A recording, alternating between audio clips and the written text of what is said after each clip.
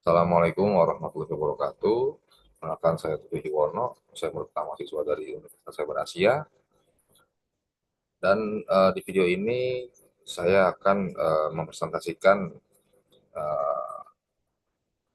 eh, mata kuliah pendidikan agama ya, untuk memenuhi ujian akhir semester antara di kelas IT A01 ya. Nah, di sini untuk ujian akhir semester saya yaitu saya disuruh meringkas dari materi sesi 1 sampai dengan sesi 7. Berikut ringkasannya. Yang pertama yaitu prinsip kaidah agama. Di sini pertamanya konsep Tuhan yang didefinisikan, memulai dengan mendefinisikan konsep Tuhan yang merupakan inti dari setiap agama. Konsep ini mencakup berbagai atribut yang dipercaya oleh para penganut agama seperti keesaan, kekuasaan, dan kebijaksanaan Tuhan. Kemudian pandangan filsuf ya, pendapat para filsuf tentang Tuhan ada banyak argumen filosofis yang mendukung dan menentang keberadaan Tuhan. Argumen ontologis misalnya berusaha membuktikan keberadaan Tuhan melalui logika murni, dan argumen moral misalnya mengaitkan keberadaan Tuhan dengan keberadaan nilai-nilai moral. Kemudian pembuktian adanya Tuhan. Contoh pembuktiannya adalah dari sudut pandang filosofis dan spiritual. Materi ini menunjukkan adanya Tuhan. Misalnya pengalaman aneh yang dialami oleh orang yang merasa terhubung dengan sesuatu yang lebih besar dari diri mereka sendiri. Kemudian di argumentasinya ya, selain itu dia menjelaskan berbagai alasan yang digunakan untuk menunjukkan eksistensi Tuhan seperti argumen teleologis, yaitu menyatakan bahwa Tuhan adalah penyebab pertama dari segala sesuatu yang ada, dan bahwa segala sesuatu yang ada memiliki penyebab. Kemudian dari argumen kosmologis, yaitu menyatakan bahwa keteraturan dan kompleksitas alam menunjukkan adanya perancang yang cerdas. Kemudian ada argumen moral, yaitu ide bahwa nilai moral universal menunjukkan bahwa Tuhan adalah sumber moral yang lebih tinggi. Kemudian dari falsafah agama, menurut pemahaman falsafah, membahas pemahaman falsafah agama yang mencakup nilai-nilai moralitas dan tujuan hidup yang diajarkan oleh agama. Falsafah agama berfungsi sebagai pedoman untuk orang dalam menjalani kehidupan sehari-hari. Kemudian peran filsafat beragama untuk mengeksplorasi kekayaan budaya, menemukan ketidakadilan sosial, dan memfasilitasi percakapan antar agama. Filsafat beragama sangat penting dengan memahami berbagai perspektif agama. Orang dapat lebih menghargai keragaman dan menemukan solusi untuk perbedaan. Kemudian di cara beragama ya, untuk pendekatan beragama, berbagai cara beragama yang ada dijelaskan dalam materi ini, antara lain yaitu dengan tradisional, pendekatan secara tradisional yaitu acara keagamaan yang diwariskan dari generasi ke generasi, yang sering melibatkan ritual dan tradisi yang sudah lama ada. Kemudian pendekatan formal, metode yang mengikuti aturan dan tradisi yang ditetapkan oleh institusi keagamaan. Kemudian pendekatan rasional, yaitu pendekatan yang memahami ajaran agama dengan menggunakan logika dan akal sehat, seringkali melibatkan analisis kritis teks suci. Kemudian pendekatan metode pendahulu, pendekatan yang menghargai warisan spiritual yang telah ada dengan mengacu pada pengetahuan dan pengalaman para pendahulunya. Kemudian di dialog antaragama yaitu ada fasilitas dialog ya. Nah, filosofi beragama juga dapat membantu dalam memungkinkan percakapan antara agama. Percakapan ini dapat mengurangi konflik dan meningkatkan pemahaman antara orang-orang dari agama yang berbeda. Diharapkan terciptanya harmoni dalam masyarakat yang multikultural dengan saling mendengarkan dan menghargai pandangan satu sama lain. Kemudian kemandirian dan kesalehan sosial dalam bermasyarakat. Nah, di materi ini juga membahas dua konsep penting dalam kehidupan bermasyarakat, yaitu kemandirian dan kesalahan sosial, dengan penekanan khusus pada bagaimana berpakaian sesuai dengan ajaran Islam. Dari kesalahan sosial, nah, jika seseorang berperilaku dengan kesalahan sosial, mereka memperhatikan nilai-nilai Islam dan hak sesama. Dalam hal ini, kesalahan sosial mencakup hubungan vertikal antara individu dan Tuhan, serta hubungan horizontal antara individu dan masyarakat. Nah, ini mencakup seperti perilaku peduli ya. Orang yang saleh akan membantu sesama dengan membantu mereka secara fisik, emosional maupun spiritual. Kemudian ada interaksi secara positif, yaitu kesalahan sosial mendorong orang untuk berinteraksi secara positif dengan orang lain dan lingkungan sekitar mereka, yang menghasilkan lingkungan yang harmonis dan saling mendukung. Kemudian berpakaian dalam agama Islam. Pakaian memiliki peran yang sangat penting bagi seorang muslim. Berpakaian muslim tidak hanya harus memenuhi kebutuhan fisik, tetapi juga harus mencerminkan nilai-nilai moral dan estetika yang diajarkan dalam Al-Quran. Dalam Islam, ada beberapa hal penting yang berkaitan dengan pakaian. Yang pertama yaitu menutupi aurat. Menutupi aurat adalah tujuan utama berpakaian dalam Islam karena ini merupakan cara untuk menghormati diri sendiri dan orang lain. Kemudian identitas. Pakaian dapat mencerminkan identitas seseorang juga. Dalam situasi seperti ini, etika dan prinsip Islam harus diwakili oleh pakaian yang dikenakan. Kemudian ada etika dan estetika ya. Pakaian harus sesuai dengan etika Islam yang termasuk kesopanan dan kesederhanaan. Estetika dalam berpakaian juga penting, di mana keindahan dinilai dan dari perspektif moral dan moral. Kemudian kecantikan dalam Islam.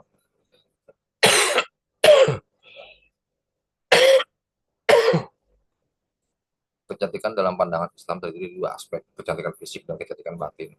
Kecantikan fisik lebih diutamakan, tetapi kecantikan batin mencakup hal-hal berikut, yaitu akhlak yang baik. Kecantikan batin terkait dengan moralitas dan perilaku yang baik. Seseorang yang memiliki moralitas akan lebih dihargai dalam masyarakat. Kemudian dengan sifat tawadu dan rendah hati.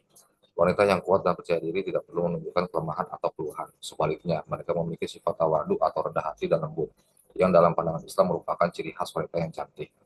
Kemudian malu sebagai akhlak mulia. Salah satu akhlak mulia yang sangat penting dalam Islam adalah malu. Malu mendorong orang untuk berperilaku baik dan menjaga kehormatan diri dan orang lain.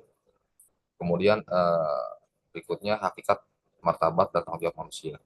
Dalam pendidikan agama, materi yang dibahas mengangkat tema hakikat, martabat, dan tanggung jawab manusia. Kajian ini melihat manusia dari berbagai sudut pandang yang memberikan pemahaman yang lebih baik tentang eksistensi mereka dan perannya di dunia. Kemudian dari perspektif manusia, yaitu ada Homo erectus, yaitu pandangan ini melihat manusia sebagai makhluk yang tegak dengan kemampuan fisik dan intelektual. Pandangan ini menunjukkan bahwa kemampuan berpikir, adaptasi, dan inovasi manusia membedakannya dari makhluk hidup lainnya.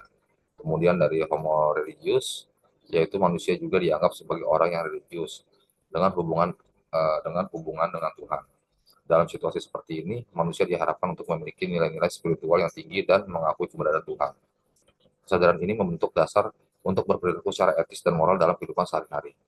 Kemudian homini lupus, yaitu sebaliknya, pandangan yang lebih skeptis tentang manusia menggambarkan mereka sebagai makhluk yang egois dan cenderung merugikan sesamanya.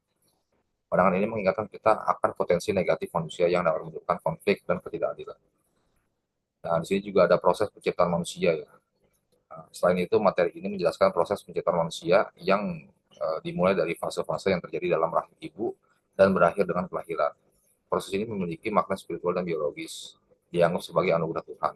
Penciptaan manusia memberikan martabat dan tujuan hidup yang mulia. Salah satu hakikat penciptaan manusia adalah beribadah kepada Tuhan, yang menunjukkan bahwa tujuan utama penciptaan manusia adalah untuk menjalani kehidupan mereka dengan cara yang sesuai dengan kehendak Tuhan. Beberapa aspek penting dari martabat manusia termasuk kesadaran akan kehadiran Tuhan. Dalam setiap aspek kehidupan mereka, manusia diharapkan untuk selalu mengingat keberadaan Tuhan. Kemudian moralitas. Setiap orang memiliki kewajiban moral untuk bertindak dengan baik, adil, dan penuh kasih terhadap sesama. Kemudian kebutuhan spiritual. Selain kebutuhan fisik, manusia memiliki kebutuhan spiritual yang harus dipenuhi jika mereka ingin hidup dengan baik. Sebagai pemimpin dan hamba Tuhan, manusia memiliki tanggung jawab yang sangat besar. Beberapa topik penting yang dibahas dalam tulisan ini adalah mewujudkan kemakmuran. Orang diharapkan berperan dalam membangun masyarakat yang sejahtera secara ekonomi dan sosial. Kemudian memelihara hak bumi. Sebagai makhluk yang diciptakan oleh Tuhan, manusia memiliki tanggung jawab untuk menjaga dan merawat lingkungan hidup. Ini termasuk menjaga ekosistem dalam keseimbangan dan mencegah tindakan yang merusak alam. Taat kepada perintah Tuhan. Setiap tindakan manusia didasarkan pada ketaatan kepada perintah Tuhan. Ini mencakup mengikuti prinsip moral dan ajaran agama. Kemudian konsep kemanusiaan dari berbagai kitab suci. Nah, konsep asas hukum dan aturan hukum. Nah, di materi ini juga dijelaskan perbedaan antara asas hukum dan aturan hukum. Asas hukum dianggap sebagai dasar pemikiran umum dan abstrak yang berfungsi sebagai landasan bagi aturan hukum yang lebih khusus. Sementara itu, undang-undang adalah aturan yang berlaku dan memiliki sanksi bagi mereka yang melanggarnya.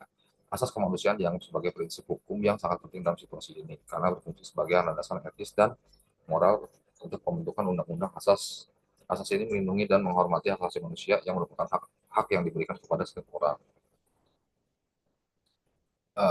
Kemudian ada nilai-nilai kemanusiaan. Materi ini menekankan nilai-nilai kemanusiaan universal seperti hak asasi, keadilan sosial, dan perlindungan orang yang kurang beruntung. Tujuan humanisme, sebuah ideologi yang menekankan martabat dan nilai manusia, adalah untuk menciptakan pergaulan hidup yang lebih baik. Berakar dari tradisi Yunani dan Romawi klasik, humanisme dan neo-humanisme muncul dalam konteks ini sebagai gerakan yang menekankan martabat manusia dan rasionalitas.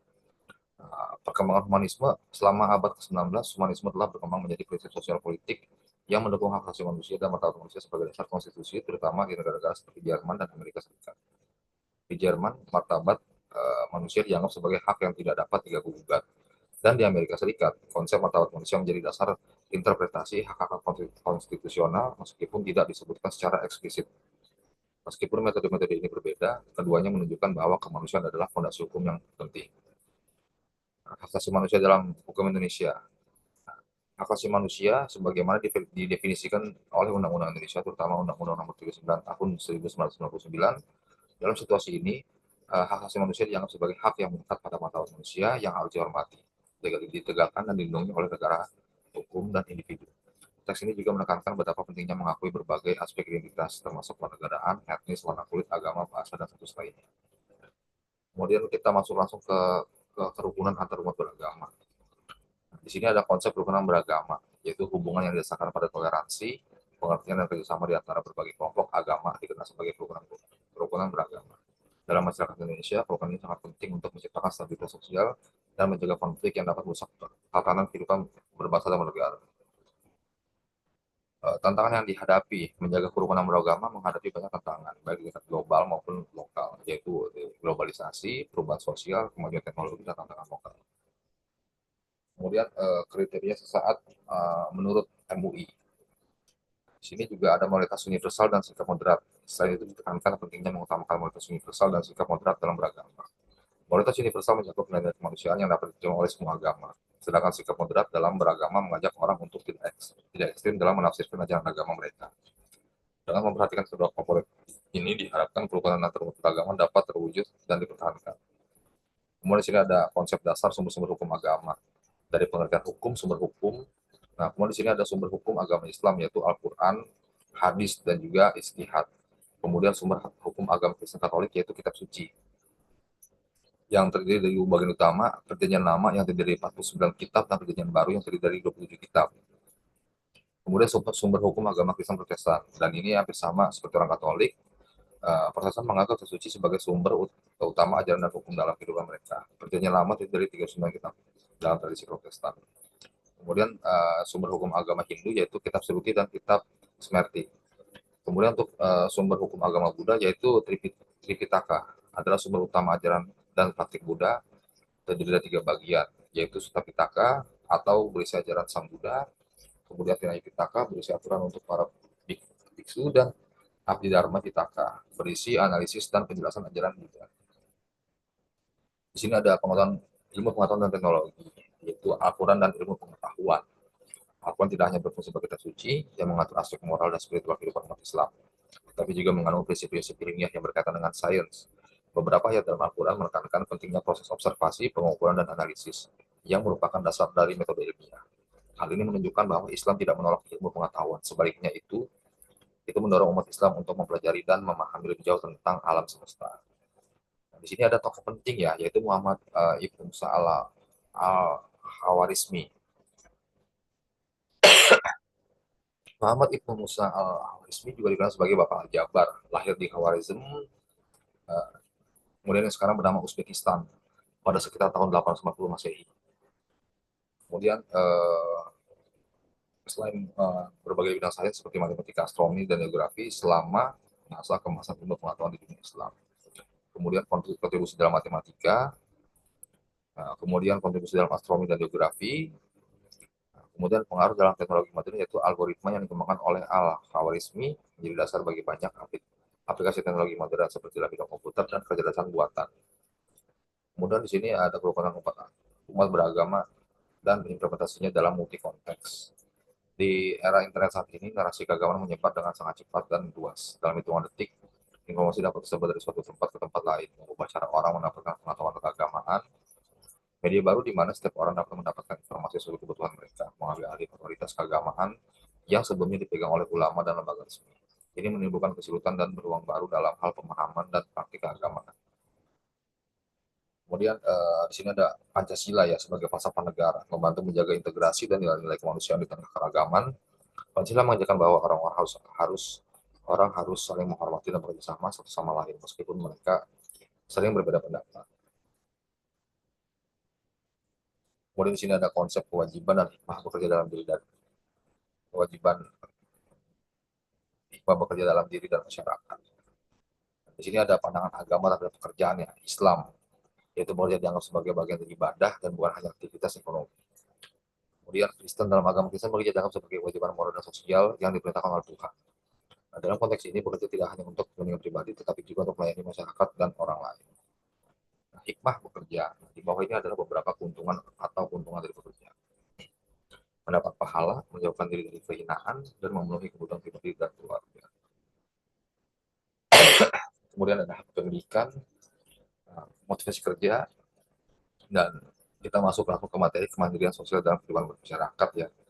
Nah, di sini juga kemandirian adalah kemampuan individu untuk memecahkan masalah dan mengambil keputusan tanpa bergantung pada orang lain. Nah, ini menyangkut beberapa aspek penting seperti tanggung jawab, otonomi, inisiatif, kontrol diri. Kemudian dari proses kemandirian diperoleh secara instan melalui langkah-langkah berikut, yaitu aspek emosional, aspek tingkah laku, dan aspek nilai. Nah, kemudian sini ada ciri-ciri untuk kemandirian ya. Faktor-faktor berikut dapat digunakan untuk menunjukkan tingkat kemandirian seseorang, yaitu inisiatif, kemudian kemampuan menyelesaikan tugas tanpa bantuan, dan berpikir secara kritis. Nah, faktor-faktor berikut yang mempengaruhi kemandirian sosial remaja, yaitu dari sistem pendidikan, sistem kehidupan masyarakat, dan genetik dan pola asuh. Nah, manfaat dari kemandirian sosial sendiri itu yaitu manfaatnya adalah bisa mengembangkan pengembangan keterampilan, tanggung jawab, dan kepercayaan diri. Kemudian kiat-kiat untuk mencapai kemandirian yaitu berusaha melakukan sesuatu sendiri. Jika Anda masih bisa, jangan meminta bantuan. Kemudian belajar mengambil keputusan sendiri. Nah, kemudian di sini ada cara mengatasi masalah dalam menghadapi berbagai problematika umat beragama. Nah, di sini ada juga peran Pancasila sebagai dasar negara Indonesia. Pancasila memainkan peran penting dalam melindungi hak asasi manusia dan mempromosikan toleransi beragama. Pancasila mengajarkan nilai-nilai yang mendukung persatuan dan kesatuan serta menghargai perbedaan. Dalam situasi seperti ini diharapkan bahwa pemerintah dan masyarakat berpartisipasi secara aktif dalam menyelesaikan konflik dengan utamakan keadilan, persahabatan, dan rasa hormat. Nah, ada upaya-upaya pencegahan konflik ya. Eh, Beberapa tindakan yang dapat diambil seperti menegakkan diri kepada Tuhan, memahami hak warga negara, saling menghargai dan mengamalkan nilai persatuan. Nah, kemudian di sini juga masalah intoleransi dan dampaknya. Di sini ada intoleransi sering menghambat interaksi kelompok, terutama saat membangun rumah ibadah. Contoh nyata adalah penolakan untuk membangun gereja di daerah di mana mayoritas orang beragama Islam. Situasi ini menunjukkan bahwa masih ada masalah besar dalam membuat lingkungan yang aman dan inklusif. Nah, di sini ada peran Komnas HAM ya. Kemudian di sini cara mengatasi masalah dan mengembangkan pengetahuan dalam menghadapi berbagai problematika maupun. Nah, di materi membahas pentingnya Pancasila dan Undang-Undang 1945 dalam menjamin hak asasi manusia Indonesia serta peran pemerintah dalam mengatasi konflik antar umat beragama. Kemudian ada peran pemerintah kemudian ada pendidikan Islam dan tantangan globalisasi, investasi pendidikan untuk masa depan. Kemudian ada paradigma pendidikan Islam yang berorientasi nilai yang relevan dengan perkembangan zaman harus digunakan untuk memperkuat aksiologi pendidikan Islam. Namun pemahaman tentang hakikat manusia dan peran mereka sebagai khalifah di bumi harus menjadi fokus ontologi pendidikan Islam. Nah, kemudian ada epistemologi dan aksiologi pendidikan Islam. Nah, dalam hal epistemologi, penulis menjalankan beberapa perubahan seperti menghapus batas antara ilmu umum dan ilmu agama, kemudian mengubah metode pendidikan dari indoktrinasi, ke partisipatif, mendorong siswa untuk berpikir kritis, kemudian mengubah paradigma ideologis menjadi paradigma ilmiah berdasarkan wahyu Allah, kemudian untuk membangun kepribadian yang hidup dan inovatif gunakan pendekatan pendidikan yang berbasis moral. Nah, dalam konteks aksiologi, menekankan betapa pentingnya prinsip-prinsip etika dan estetika dalam pendidikan, sebagai pembentukan lingkungan mental, moral, dan religius yang ideal.